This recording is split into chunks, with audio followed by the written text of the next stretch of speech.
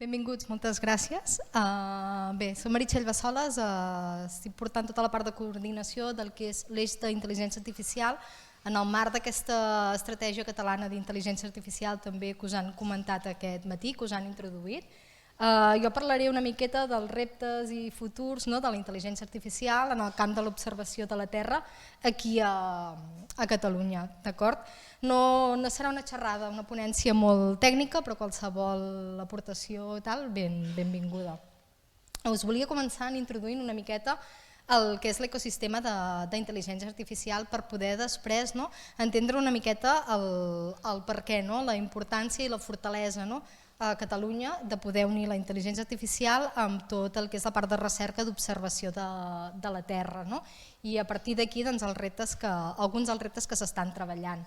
Bé, com podeu veure, l'ecosistema actualment a nivell català en el marc de la intel·ligència artificial és molt ampli, començant des de la part de recerca fins a la part més de mercat. Com podeu veure, actualment hi ha més de 25 grups de recerca de 10 universitats i en total són 16 entitats entre universitats, centres de recerca i centres tecnològics, amb un volum important en quant a resultats de recerca, des de la part de publicacions a les tesis resultants, fins a tot el que són temes de col·laboracions públiques o privades i les spin-off actualment creades, que n'hi ha més de 24 comptabilitzades. Actualment hi ha 25 grups, com he dit, però amb tot el boom de la intel·ligència artificial, amb tots els nous codis de la GAUR, dels SGRs, aquestes acreditacions més oficials, n'estan apareixent molt més i a dia d'avui en tenim apejats uns 32. Tot això com es converteix a la part de mercat? Doncs bé, actualment Catalunya és la tercera regió amb més propostes en el marc de la IA dins el que és l'Horizon Europe, amb més propostes sol·licitades, la tercera regió, que es diu Ràpid. A nivell històric hi ha més de 273 projectes d'R&D en aquest camp, a nivell regional, nacional i europeu, és a dir, en tot el seu conjunt, amb més de 130 milions de finançament aixecat. S'està generant més de 8.500 llocs de treball i actualment hi ha comptabilitzades, evidentment aquest és un mapa que a dia d'avui ja ha canviat, però hi ha més de 180 empreses comptabilitzades entorn a aquesta àrea de coneixement i unes facturacions globals de 1.300 milions d'euros i creixent. Us volia fer primer aquest mapeig perquè pugueu veure una miqueta la magnitud de tot plegat. De la mateixa manera, a nivell de recerca, l'excel·lència en recerca en aquest camp a nivell català és molt notòria, és molt important. 27 dels nostres investigadors catalans estan dins el top 2 del que és la part de recercaires més influents en el camp de la IA i en aquest cas concret, com que vinc del Centre Visió per Computador, doncs aquí de formació professional en el camp concret de tot el que és l'anàlisi d'imatge, com podeu veure principalment de totes aquestes institucions. Bé, el mateix podem dir per la part d'observació de la Terra. Tot el que és l'ecosistema català en aquest àmbit, evidentment, està deixant la seva empremta molt forta i està encara amb un creixement més exponencial que és el respecte al de la IA, bàsicament perquè el de la intel·ligència artificial és un ecosistema que ja fa més temps que va començar a aparèixer i a créixer. Com podeu veure, aquí també tenim una participació molt gran per la part de centres i per la part d'universitats i a nivell d'empreses podeu veure que es cobreixen tots els àmbits de la cadena de valor, des de la part, tenim empreses des de la part més hardware, per dir-ho d'alguna manera, fins a empreses més usuàries finals, que el que fan és poder generar nous serveis a partir de l'explotació de les dades generades i de les dades treballades. A la vegada també aquí hi ha una forta implicació de tot el que és la part d'administració pública, des de la mateixa ESA a nivell més europeu fins a la part més Generalitat, Ajuntament i en aquest cas concret de tota la part pública de l'Institut Cartogràfic. Bé, doncs a partir d'aquí què es va fer a mitjans de l'any passat? Amb tot el que és aquestes estratègies a nivell català per poder impulsar les tecnologies digitals avançades i poder fer que el país sigui més competitiu a través de la indústria del coneixement, vam agafar i vam intentar sumar esforços per la part de tota la iniciativa catalana d'IA i el mateix per la part més gran, per la part de New Space.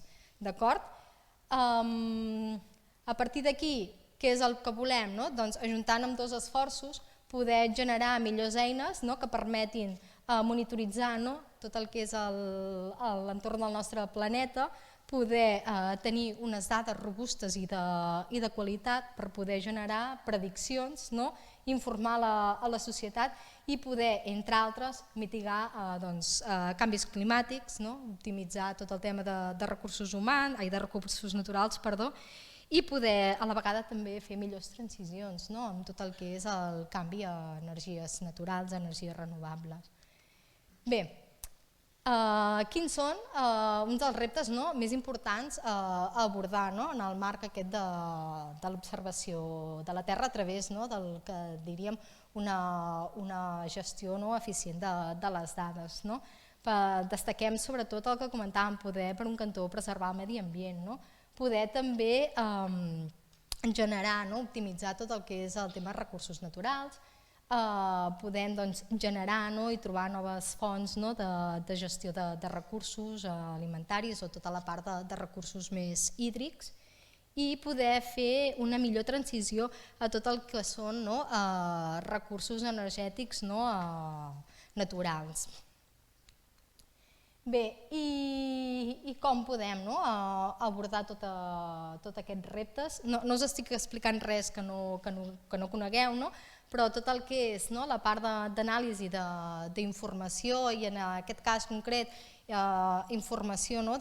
d'imatges, d'imatges multisensòriques, multiespectral, hiperespectral, etc., poder generar nous models de negocis i poder en aquest cas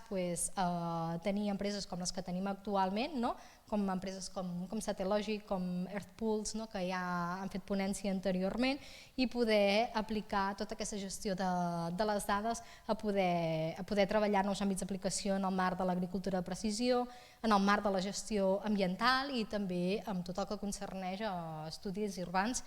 entre altres. Actualment, però, quins són els límits que tenim a nivell tecnològic? Com comentava una miqueta abans, la importància, és a dir, actualment tenim imatges de poca resolució, per tant tenim moltes imatges, la qualitat de la qual depèn sobretot de temes de condicions atmosfèriques, tot en el moment en què s'adquireixen, evidentment, tot el tema d'adquisició, en el moment en què hi ha núvols o que hi ha algunes distorsions pel mig fa que aquestes imatges ens siguin poc útils a l'hora de treballar-les. Amb tot plegat, a part de què s'està treballant molt concretament en la part més d'anàlisi d'imatge i com a punt important tot el que és poder mesclar informació de diferents tipus de sensors, en aquest cas concret pot ser diferents tipus de càmeres i al final obtenir imatges de superresolució i de diferents sensors o diferents satèl·lits i en conseqüència poder tenir també informació multimodal o que prové de diferents fonts. Bé, aquí us poso un parell de casos d'ús, més que res són un parell de casos d'ús que s'estan treballant de forma intensiva i per un cantó poder fer ús de tota aquesta informació multimodal i treballar-la amb noves tècniques de deep learning per poder generar, és a dir, eliminar totes aquestes oclusions i generar en conseqüència unes imatges de major qualitat per un cantó poder fer tractament a nivell de núvols i a nivell d'efectes que dèiem de boira o de distorsions a les pròpies imatges o també per poder millorar tot el que és la resolució en tots els diferents nivells de la pròpia dada, com podeu veure en aquest exemple d'aquí, tretes de diferents, en aquest cas de diferents dades de diferents satèl·lits. I en aquests dos casos concrets, els principals àmbits d'aplicació en els que s'està utilitzant totes aquestes tècniques entre treballar amb diferent hardware sensor juntament amb les aplicacions i noves aproximacions de temes d'intel·ligència artificial, més concretament de machine learnings i deep learnings, és poder desenvolupar una plataforma de serveis per poder extreure dades, informació de tota la part dels núvols, per exemple, i poder generar el que dèiem, sistemes o en aquest cas software as a service, serveis al núvol per poder proveir dades de diferents àmbits geogràfics d'interès amb el que comentàvem, amb una resolució i una qualitat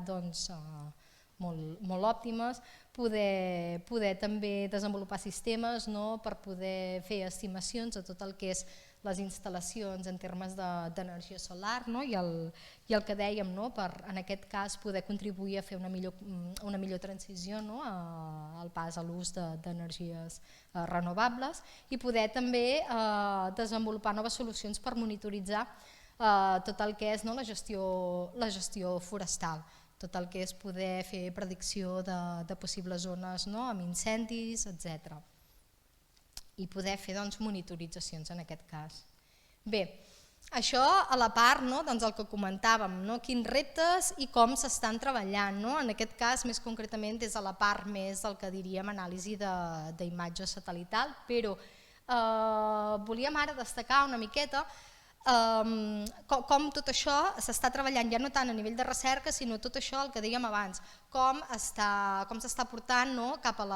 al mercat i cap a les empreses i a tot l'ecosistema més empresarial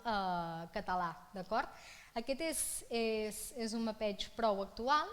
de com està tot el sector de la part New Space i de la part més concreta d'observació de la Terra a nivell de Catalunya, és a dir, quantes empreses i la xifra que comentàvem abans, és a dir, el dibuix que vèiem abans, com es tradueix en xifres, veiem que tenim actualment ja més de 48 empreses,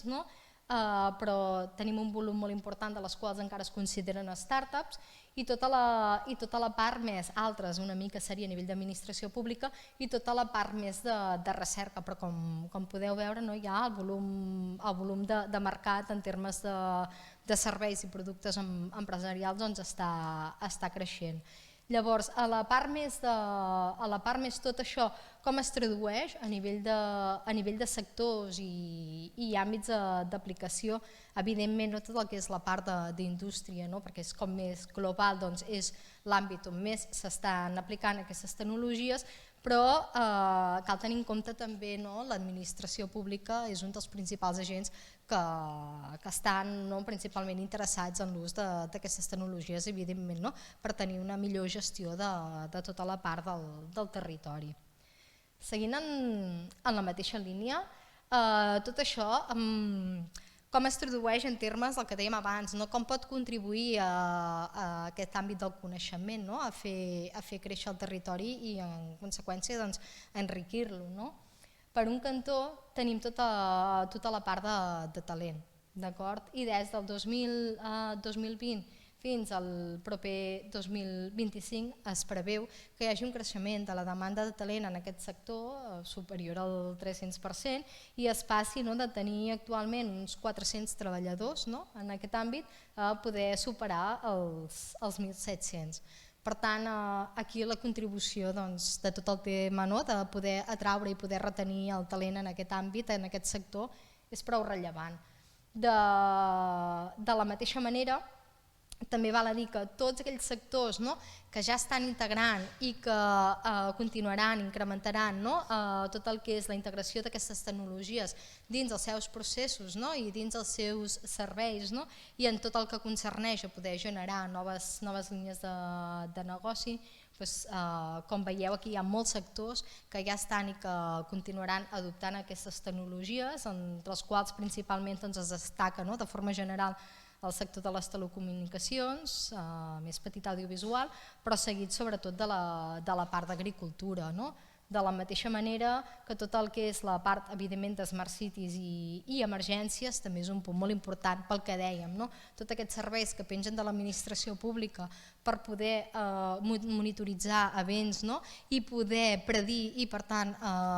poder actuar per avançat en temes de possibles catàstrofes, etc., doncs, evidentment, és un punt molt rellevant que cal tenir en compte. De la mateixa manera, com dèiem abans, tot el que és la part d'agricultura ja és un dels sectors on més es va començar a treballar i aplicar aquestes tecnologies. Aquí, sobretot principalment, perquè en el seu moment tota la part més de hardware, per temes de normatives, era molt més fàcil treballar dins aquests àmbits que no amb el que seria la part més de Smart Cities. Jo us volia fer una mica aquestes pinzellades, potser una mica genèriques, però crec que és molt important poder acabar una mica dient tot això amb xifres, com pot contribuir en el país i en els termes nostres de recerca amb talent, com poder donar continuïtat al talent que tenim als nostres centres, si podem o no donar continuïtat i també si tenim capacitat per poder atraure'n de nou, tot i que és complicat, però sí que com a mínim veiem que es tracta d'un sector que a nivell econòmic va a l'alça clarament. Bé, a partir d'aquí, no sé com veig de temps, però no sé si teniu alguna pregunta, algun dubte a fer, a destacar. Si no, crec que hauríem de passar a la propera ponència.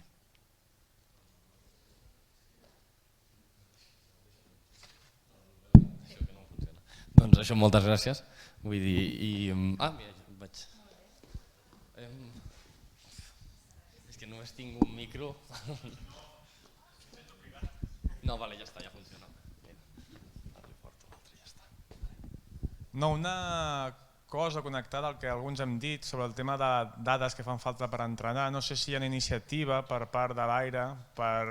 fer un dataset, un database, com ho vulguem dir, de dades que es puguin obtenir de diferents sectors. Per exemple, dades de camp són molt interessants, que es puguin unir de diferents departaments, i oferir això com un servei públic tant a empreses com a ens d'investigació per tal de fer un boost en tot això i poder treballar una miqueta millor o amb dades més actuals o que es vagi refrescant.